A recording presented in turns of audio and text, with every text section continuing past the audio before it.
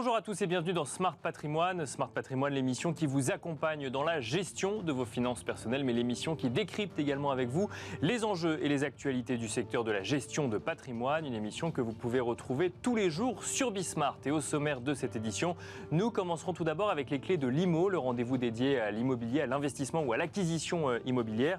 Nous tenterons de comprendre ensemble les retombées éventuelles de la fin du dispositif Pinel, donc une fin programmée pour la fin de l'année 2024. Nous en parlerons dans un instant avec Arnaud Groussac, président fondateur de Patrimoine Store. Ce sera également l'occasion de recueillir sa réaction vis-à-vis la fin donc, de ce dispositif. Nous enchaînerons ensuite avec Enjeu Patrimoine, un enjeu patrimoine qui lui sera consacré à la donation partage. Nous tenterons de comprendre quels sont les avantages ou les inconvénients et les différences de la donation partage vis-à-vis d'une donation classique à ses enfants ou à ses petits-enfants. Pour en parler, nous aurons le plaisir de recevoir sur le plateau de Smart Patrimoine Sylvain Guillot-Bataille, notaire associé au sein du cabinet Guillot-Bataille Notaire, mais aussi Simon Fabre, ingénieur patrimonial et fiscaliste chez Cyrus Conseil. On se retrouve tout de suite sur le plateau de Smart Patrimoine. L'annonce a été faite il y a quelques jours par le gouvernement. Parmi d'autres annonces en ce qui concerne le logement, le dispositif Pinel devrait prendre fin à la fin de l'année 2024. Que faut-il en penser? Quelles sont les réactions des professionnels du secteur? Nous en parlons tout de suite avec Arnaud Groussac qui est en duplex avec nous. Bonjour Arnaud Groussac. Bonjour Nicolas. Alors merci d'être avec nous. Vous êtes président fondateur de Patrimoine Store. Ce dispositif Pinel prendra donc fin à la fin de l'année 2024, c'est ce qui a été annoncé. On n'a pas beaucoup plus d'éléments pour le moment, si ce n'est que la raison évoquée est que ce dispositif est jugé coûteux et surtout inefficace en matière de logement. Le gouvernement souhaite donc plus axer sa stratégie sur le développement de logements locatifs intermédiaires plutôt que de continuer à développer des dispositifs fiscaux comme le dispositif Pinel. Quelle est votre réaction à chaud, vous Arnaud Groussac, qui conseillez parfois à vos clients de faire de l'investissement Pinel? Oui, alors exactement, on conseille et effectivement la réaction elle est double. La première, pour faire très simple, c'est tout sauf une surprise parce qu'on sait que le gouvernement travaille sur ça, à dérentabiliser le Pinel depuis quelques années, notamment avec les mutations de l'an dernier. Et la deuxième réaction, c'est une erreur grave de jugement que fait le gouvernement aujourd'hui parce qu'il occulte derrière la loi Pinel et de manière plus large le logement, il occulte la réalité sociale. Or, si on analyse le marché, si on analyse la loi Pinel et si on analyse les problématiques aujourd'hui qu'ont les gens sur le marché de l'immobilier, quelles sont-ils? C'est problématique de se loger et de trouver des locations, donc un manque d'offres, problématique de prix de loyer, puisqu'on voit que beaucoup de mairies mettent en place des systèmes très opaques ou très difficiles d'application de plafonnement des loyers dans l'ancien et donc du coup crée finalement ce blocage. Et la loi Pinel jusqu'à présent répondait à tous ces objectifs-là, c'est-à-dire de créer de l'offre et d'avoir des logements qui, il faut le rappeler, sont avec des plafonds de loyer. C'est le parti pris et le jeu que joue l'investisseur en contrepartie du gain fiscal. Et donc les locataires peuvent avoir des loyers modérés aux dernières normes énergétiques. Donc au final, ce qui est totalement occulté, c'est cette réalité-là. Et ça ne faire qu'empirer la problématique profonde et grave de manque de logement, et notamment dans les zones tendues. Alors, pour autant, Arnaud Groussac, l'argument du gouvernement... Alors, effectivement, on précise quand même, Arnaud Groussac, ce que c'est le dispositif Pinel, pour ceux qui ne connaîtraient pas. Donc, un investisseur achète un bien immobilier dans une zone considérée comme tendue, donc où il y a une demande de logement et peut-être pas suffisamment d'acquisition immobilière. On parle de biens neufs qui sont acquis avec un gain fiscal ensuite sur sa déclaration de revenus en contrepartie du fait de mettre ce bien en location sur une durée qui peut aller donc de 6 à 12 ans à un loyer modéré. Le gouvernement dit que c'est inefficace en matière de logement. Comment comprendre cet argument, Arnaud Groussac ? Non, alors ça c'est vraiment un argument purement politique.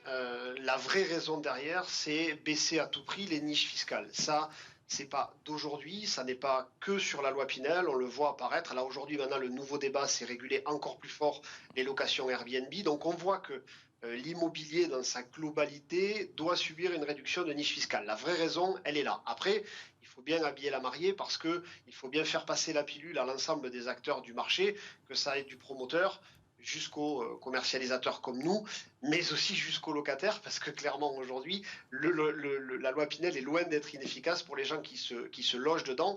Et petite précision aussi par rapport à ce que vous avez très bien expliqué sur la loi Pinel, c'est que ça ne peut être loué qu'à titre de résidence principale. Bien sûr. Vous ne pouvez pas faire de meublé, vous ne pouvez pas faire d'Airbnb. Donc ça contribue vraiment à loger des gens qui ont besoin de logement. Et comme les personnes qui louent de la loi Pinel doivent respecter des plafonds de ressources, on peut quand même considérer que cette loi avait une vraie vertu sociale et que du coup, c'était finalement un effort tripartite entre le propriétaire, l'État et le locataire et que tout le monde se retrouvait autour de ce fonctionnement-là. Alors, le dispositif Pinel, donc on parle de logement neuf, effectivement, a été souvent utilisé justement en matière de logement neuf en France, mais subit un certain nombre d'attaques. On se souvient qu'il y a quelques mois, alors ces attaques venaient de l'Assemblée nationale cette fois-ci, et estimaient que la valorisation des biens n'était peut-être pas forcément corrélée à la réalité du marché immobilier. Si on se place du point de vue investisseur, maintenant, Arnaud Groussac, que faut-il penser du Pinel sur les 2 ans qui restent finalement aux investisseurs qui seraient intéressés par ce type de dispositif ?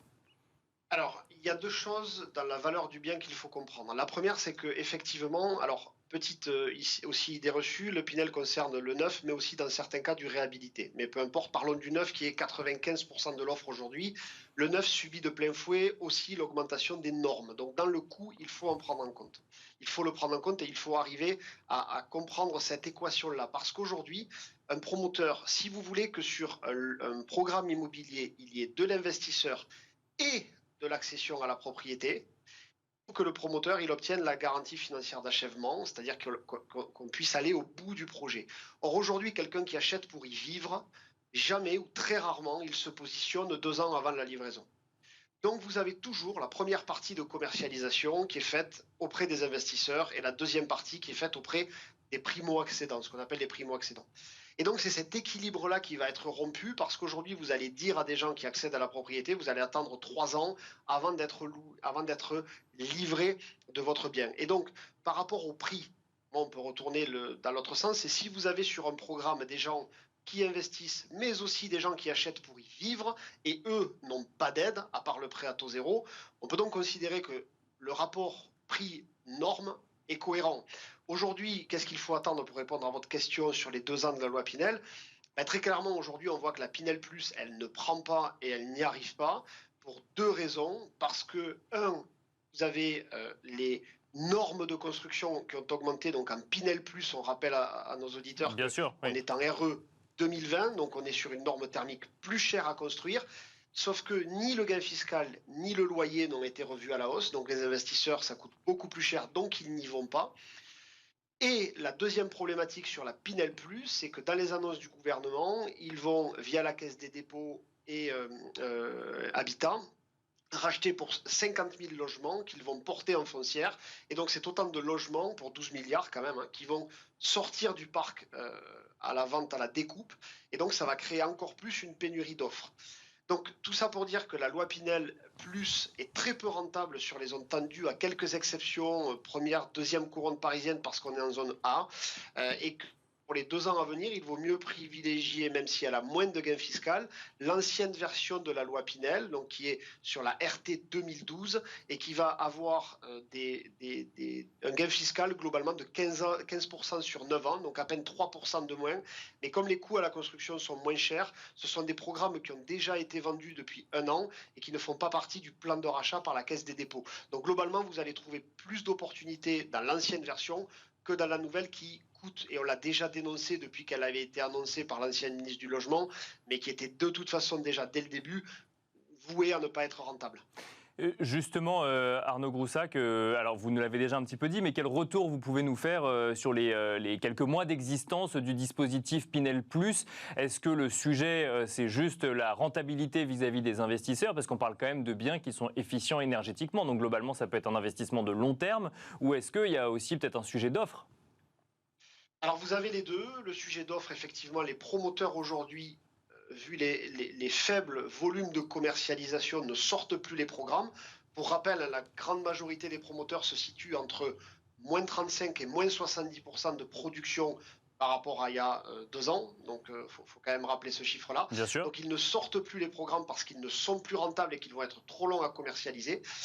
Et vous avez de l'autre côté des investisseurs aussi sur la Pinel Plus qui sont en perte totale de rentabilité parce que si vous mettez l'augmentation des prix, l'augmentation des taux d'intérêt, l'avantage pour le locataire, lui, a augmenté puisqu'on a des logements très efficients, mais les plafonds de loyer n'ont pas été revus à la hausse. Donc ça veut dire que c'est l'investisseur qui subit de plein fouet en Pinel Plus, je parle vraiment en Bien Pinel sûr, Plus, ouais. qui subit de plein fouet cette perte de rentabilité. Et pour vous donner un exemple, sur une ville où je suis actuellement à Bordeaux, aujourd'hui vous prenez un T2 en zone B1 en Pinel Plus, ça va représenter entre 6 et 700 euros d'effort d'épargne pour un investisseur. Donc c'est absolument hors norme et forcément qu'il n'ira pas. Pour conclure, Arnaud Groussac, quelles questions faut-il se poser si l'on reste intéressé par le dispositif Pinel remis en avant du coup par la fin de ce dispositif prévu par le gouvernement? Quelles sont les questions qu'il faut se poser pour minimiser le risque de faire une mauvaise opération? Les deux questions, c'est de quel délai je dispose. Et là, il faut être clair aussi auprès de nos auditeurs. C'est la date d'acte notarié qui bloque votre réduction d'impôt. Donc si vous passez chez le notaire en 2023 et que vous êtes livré en 2024, vous aurez la Pinel de cette année. Donc ça déjà, ça doit permettre de vous donner un ordre d'idée sur comment faire votre investissement. Donc il ne va pas falloir trop tarder parce qu'à partir d'octobre, il sera difficile de financer les dossiers sur cette année. Et la deuxième chose, c'est d'être curieux sur l'offre à disposition et de ne pas acheter forcément la dernière norme énergétique qui coûte très cher et de surtout bien se renseigner. Alors nous, on décrypte tout ça pour nos clients, mais notamment à quel stade de commercialisation on en est, parce que si vous arrivez le jour de la sortie du programme, il y a fort à parier que vous allez attendre déjà un long moment avant de passer chez le notaire et que vous risquez de subir des retards parce que les volumes de commercialisation sont très très bas aujourd'hui. Voilà, donc soyez encore plus, on va dire, intéressés ou curieux que vous ne pouviez l'être il y a 2 ans parce que les volumes, le peu d'offres fait qu'aujourd'hui, il peut y avoir des effets un peu pervers à investir sans regarder. Et puis, vous pouvez avoir aussi des offres un peu alternatives, j'en parlais tout à l'heure, comme le Pinel Réhabilité, où nous, on en a de temps en temps sur des petits projets qui, eux, sont beaucoup moins impactés par les problèmes de rentabilité parce que le gros œuvre étant déjà existant, il n'y a que le second œuvre qui est impacté. Donc voilà, c'est vraiment ce que j'ai envie de faire passer aux clients. La Pinel, elle est toujours rentable si vous la faites bien au bon endroit et que vous choisissez bien votre programme, mais attention, soyez beaucoup plus vigilants sur des petits détails auxquels on ne prêtait pas attention avant, notamment les rythmes de commercialisation. Merci beaucoup Arnaud Groussac de nous avoir accompagnés donc à distance dans Smart Patrimoine. Je rappelle que vous êtes président et fondateur de Patrimoine Store et quant à nous, on se retrouve tout de suite dans Enjeu Patrimoine. Et nous enchaînons à présent avec Enjeu Patrimoine. Nous allons tenter de comprendre le mécanisme de la donation-partage et surtout de comprendre les différences par rapport à une donation classique avec peut-être les avantages et les inconvénients vis-à-vis d'une donation classique. Pour en parler, nous avons le plaisir de recevoir 2 experts du sujet sur le plateau de Smart Patrimoine. Simon Fabre, tout d'abord, nous accompagne. Bonjour Simon Fabre. Bonjour. Bienvenue. Vous êtes ingénieur patrimonial et fiscaliste chez Cyrus Conseil. Nous avons le plaisir d'accueillir également Sylvain Guillot-Bataille. Bonjour Sylvain Guillot-Bataille. Bonjour Nicolas. Bienvenue sur le plateau de Smart Patrimoine. Vous êtes notaire associé au sein du cabinet Guillot-Bataille Notaire. On va commencer avec vous, Sylvain Guillot-Bataille. La donation-partage dans un dispositif ou dans une anticipation de transmission, à quoi est-ce que cela correspond? La donation parle à beaucoup de monde, mais comment définir la donation-partage? Alors, en réalité, lorsque l'on a à conseiller des clients sur la transmission de leur patrimoine en général, on a toujours en tête un attrait fiscal que les clients comprennent bien, et puis une dimension un petit peu plus difficile à faire passer, qui est la dimension civile. D'accord. Le bon outil pour anticiper et organiser la transmission de son patrimoine, c'est d'abord de penser à le faire de son vivant, et donc à utiliser au sens large la technique de la donation. Et au sein des donations, vous avez en réalité plusieurs outils. Le premier outil de donation, la première variante, très simple, c'est ce qu'on appelle la donation ordinaire ou donation simple, par opposition à la donation partage dont on va parler aujourd'hui. Et cette donation simple présente une caractéristique essentielle, c'est que lorsqu'elle est consentie à des héritiers, donc dans un schéma classique, on peut penser par exemple une donation consentie à des enfants, cette donation simple sera rapportable à la succession, non pas seulement au sens fiscal, mais au sens civil. C'est-à-dire que chaque enfant ayant reçu quelque chose par une donation simple sera tenu de rapporter non pas la valeur de ce qu'il a reçu à l'instant où il l'a reçu, mais la valeur de ce qu'il a fait au moyen de ce qu'il a reçu. Suivant des réinvestissements successifs, il peut y avoir des situations d'inéquité très significatives entre les enfants qui vont emmener à des évolutions familiales très difficiles à gérer. Je donne un exemple pour être sûr d'avoir bien suivi. Je fais une donation de 10 000 € à mes 3 enfants à un instant T, une donation simple. L'un les dépense, le deuxième l'investit dans une maison, le troisième dans des titres financiers. À la fin, certains auront peut-être des gains, d'autres des pertes, et c'est ce montant de gains ou de pertes qu'on rapportera au moment de la succession. Exactement. Le premier rapportera 10 000 €, c'est-à-dire ce qu'on lui a donné. D'accord. Le deuxième... Même s'il a tout dépensé. Voilà, même s'il a tout dépensé. D'accord. Le deuxième rapportera ce qu'il a fait au moyen de ce qu'on lui a donné. C'est-à-dire que si le bien immobilier ne vaut plus 10, mais 50, il rapportera 50. D'accord. Et celui qui a investi dans les titres financiers, c'est exactement le même mécanisme où on va suivre la valeur et l'évolution de la valeur des titres financiers. Le premier rapportera bien, dans votre exemple, 10 000, parce qu'on ne sait pas ce qu'il a. Bien sûr, tout n'a pas été investi en une seule fois, il n'y a pas de contrat. En revanche, s'il a, je poursuis un petit peu l'exemple, investi sur un actif, je reprends l'exemple des titres financiers qui a plongé et qui ne vaut plus que 1 000 au lieu de 10 000, il ne sera pas tenu de rapporter 10 000, mais seulement 1 000. D'accord. Autrement dit, on va, a posteriori, faire l'équilibre entre les plus et moins-values de chacun des 3 donataires. Là, donc il vaut mieux être mauvais gestionnaire quand on fait une donation simple, c'est ça qu'il faut comprendre. On compte Simon Fabre aussi. C'est le cas effectivement de l'enfant prodigue, un petit peu, qu'on a voulu éviter. Et tout simplement, si je reprenais les propos qui viennent d'être tenus, l'avantage de la donation partage, c'est presque un acte de prévoyance familiale. D'accord. Donc là, on ne parle pas de la donation simple, on parle de l'autre mécanisme, la donation partage. Ouais. Pour contrer les contraintes qui viennent d'être évoquées sur la donation simple, donc notamment ce rapport, et principalement ce rapport civil, puisqu'on l'a bien dit, un aspect de donation, c'est avant tout un aspect civil, et le fiscal ne sera que la cerise sur le gâteau. Mais donc, pour éviter ce dispositif ou cette contrainte de l'enfant prodigue qui viendrait à tout dilapider, contrairement à son frère ou à sa sœur, qui, elle ou lui, aurait fait une bonne gestion, on va privilégier la donation-partage dans un souci de prévoyance familiale, et donc d'où l'importance de le faire de son vivant. Mais alors concrètement, c'est quoi une donation-partage ? C'est à la fois un acte de donation et un acte de partage. Donc, Monsieur Guillaume Bataille le dira bien mieux que moi, c'est lui qui rédige ce type d'acte. Mais évidemment, c'est je décide qui reçoit quel actif. D'accord. Et donc, je fige à ce moment-là, au moment de ma donation et du partage, je fige des valeurs et chacun ensuite en devient le gestionnaire en bon père de famille, on peut l'espérer.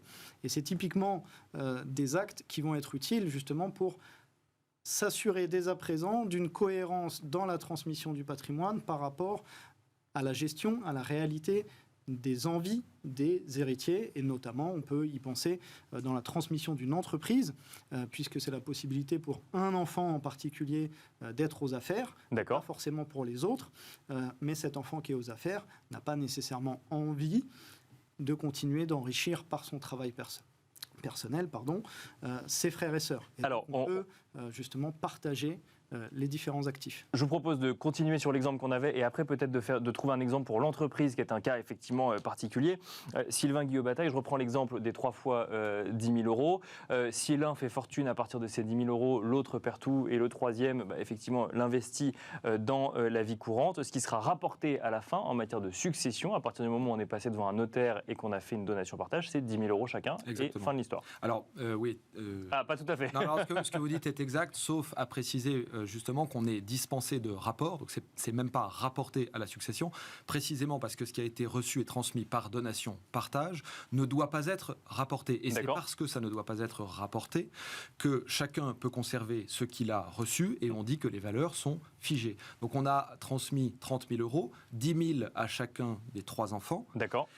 30 ans après, chacun a investi comme il l'a souhaité, et personne ne se doit rien au moment où survient le décès. Pourquoi ? Parce que les 30 000 euros ont été répartis par un acte notarié spécifique, qui est la donation-partage, qui suppose quand même l'accord de tous les descendants au moment où on réalise l'opération. 2 questions quand même. Est-ce que ça s'annule ou est-ce que c'est figé parce que chacun a reçu la même somme, ou ça marche aussi si on reçoit des sommes différentes ? Alors, la donation-partage peut être inégalitaire. Donc, l'essence de la donation-partage, c'est d'être réalisé du consentement du donateur, bien sûr, qui est le disposant sous son autorité, qui répartit certains ou la totalité de ses actifs. Les donataires acceptent ce partage, et du moment où ils peuvent le refuser. Alors ils peuvent le refuser, mais ceux qui le refusent du vivant, on pourra leur imposer par un testament partage à leur décès. D'accord, donc ils ne peuvent pas le refuser. Donc ça ne changera pas grand-chose qu'ils refusent, et c'est une force importante, puisqu'on fige effectivement les valeurs dans cet acte de donation partage. Pour autant, on peut introduire une part d'inégalité, donc si on estime que l'équité entre ces enfants n'est pas aligné sur une stricte égalité arithmétique, il est possible d'allotir, donc de transmettre à tel ou tel enfant des actifs d'une valeur un petit peu supérieure à ses droits théoriques. Donc je reprends l'exemple. J'ai financé les études d'un enfant qui m'ont coûté très cher par rapport aux 2 autres. Je peux tenter de rééquilibrer dans une donation-partage cette inéquité que j'estime, moi, même si on ne la voit pas dans les chiffres. On a une certaine marge de manœuvre, et donc c'est un peu contre-intuitif d'imaginer qu'une donation-partage puisse être en partie inégalitaire, mais c'est parfaitement possible techniquement. Simon Fabre, c'est la différence effectivement entre égalité et équité, tel que vous le dites, parce que la donation-partage s'inscrit encore une fois dans les règles et les dispositifs de droit civil français, avec notamment la réserve et la quotité disponible. Donc la réserve, c'est pour les héritiers réservataires, donc les enfants, puisque souvent sur des dispositifs de donation-partage, on est quand même en présence d'enfants. Ou de petits-enfants, c'est possible aussi. Ou de petits-enfants, puisqu'on peut travailler après, on en parlera peut-être, sur des donations-partage transgénérationnelles, donc qui font intervenir différents niveaux d'héritiers. Mais donc l'idée, c'est de se dire que ces héritiers-là ont une réserve, donc une quote-part du patrimoine du parent qui ne peut pas leur être enlevé. En revanche, en fonction des situations familiales de chacun, la quotité disponible existe, et il est possible, sur cette partie-là, pour le disposant, pour celui qui viendrait à faire une donation, d'avantager pour des raisons qui lui sont propres, soit parce qu'il a financer justement des études, soit parce qu'on a un bien particulier qui doit revenir à l'un des enfants, soit parce qu'on peut avoir un enfant dans une situation aussi... On peut donner un bien immobilier, par exemple, via une donation-partage, ou un meuble, un tableau, c'est possible ? Alors, c'est l'avantage de la donation-partage, c'est que ça peut porter sur tous les biens qui peuvent être transmis, donc aussi bien mobilier, immobilier, et dans l'immobilier, ça peut être des titres, des liquidités, et également, comme vous le dites, des tableaux, des objets d'art. La seule chose, c'est que puisqu'il doit y avoir un partage, il faut bien que l'on mette fin aux situations d'indivision dans cette donation qui intègre également un partage. Donc on ne peut pas maintenir une indivision parmi les bénéficiaires, et chacun aura bien des actifs qui lui seront donc propres et sur lesquels on aura figé les valeurs. Alors, il y a beaucoup de choses qu'on pourrait dire encore sur la donation-partage. Un mot, toujours avec vous, Simon Fabre, sur la transmission d'entreprise. Ça permet de transmettre le capital de l'entreprise à un seul des enfants, par exemple celui qui serait intéressé par la reprise de l'entreprise, sans qu'il soit défavorisé ou favorisé par rapport aux autres ? Alors, c'est tout à fait... un des exemples qui va être utilisé pour les donations-partage, c'est ce que je commençais à évoquer tout à l'heure. On ne peut donner que les biens qui sont présents, donc celui qui s'en dépossède ne peut donner que ce qu'il possède. Ça paraît un lieu commun, mais c'est toujours important de le dire. Et donc, typiquement dans une entreprise, dans un patrimoine pour celui qui disposerait d'une entreprise, s'il veut le transmettre à l'un de ses enfants, il va pouvoir intégrer dans cette donation-partage une soulte, donc en fait une obligation pour celui qui recevrait l'entreprise par le biais de la donation, de payer, de désintéresser financièrement ses frères et sœurs qui sont en fait bénéficiaires normalement de la contre-valeur, mais qui vont être payés par le biais d'une soulte. Charge à lui après de trouver le mode de financement. L'enfant qui va hériter, qui va hériter surtout pas, à qui on va donner l'entreprise, ou en tout cas les parts de l'entreprise, va dédommager ses frères et sœurs, c'est ça? Par le biais d'une soulte, c'est tout à fait ça, c'est un dédommagement, je vais reprendre votre terme, ça parle... C'est pas un terme juridique, mais c'est un terme quotidien. C'est ce qui parle aux gens, effectivement, et donc... Ensuite, soit sur ses propres deniers, il payera, il dédommagera, il équilibrera en fait la quote-part qui revenait à ses frères et sœurs, soit justement par des modes de financement bancaires, etc. Il pourra payer cette soulte, mais s'assurer d'avoir bien figé la valeur de l'entreprise et éviter ce qu'on évoquait, le rapport. Sylvain Guillot-Bataille, dans les faits, ça se passe bien? Il y a des négociations sur le montant de la soulte? C'est des choses qui interviennent régulièrement dans votre cabinet, par exemple? Oui. Alors, c'est généralement, la donation partage est fondamentalement un acte d'autorité. C'est le donateur qui décide globalement. Pour autant, bien sûr que, notamment appliqué à la transmission d'entreprise, il est absolument important d'avoir, enfin même fondamental d'avoir l'adhésion des donataires, de ceux qu'ils reçoivent, même si on sait qu'on peut leur imposer beaucoup de choses. Bien sûr, l'idée, pour l'entendre de la famille, c'est mieux quand même. De faire adhérer plutôt que d'imposer. Et c'est sur ce type de situation de donation-partage avec Soult, qui est donc une donation-partage qui peut parfaitement être égalitaire en valeur, mais qui ne le sera pas en nature, puisque chacun ne reçoit pas exactement la même chose, qu'on va rechercher dans une phase plus ou moins longue de maturation de l'accord des parties. On va rechercher une adhésion et un consensus familial pour faire en sorte que ce consensus, soit accepté dans un premier temps, et surtout, ne soit pas rediscuter sur d'autres terrains. Je vous vois sourire, Simon Fabre, ça doit arriver, j'imagine, du coup. C'est vrai que sur ce type d'exemple, nous, en tant que professionnels, on a toujours eu au moins une fois dans notre carrière le cas d'une situation de celui qui n'était pas à l'outil ou au contraire qui avait été à l'outil, qui a le sentiment qu'il a beaucoup travaillé et que ce n'était pas un vrai cadeau de recevoir l'entreprise, ou au contraire celui qui n'était pas à l'outil de l'entreprise, qui se dit que c'était beaucoup plus facile pour l'autre et que la valeur qu'il a reçue finalement est moindre que ce qu'il aurait pu prétendre. Sylvain Guillot-Bataille, on va finir avec cela. De ce que je comprends, il est quand même plus avantageux quand on est donateur de faire une donation partage qu'une donation simple. Mais quand on le découvre en regardant Smart Patrimoine, par exemple, et qu'on a déjà fait une donation simple, c'est trop tard ou on peut la réintégrer en donation partage?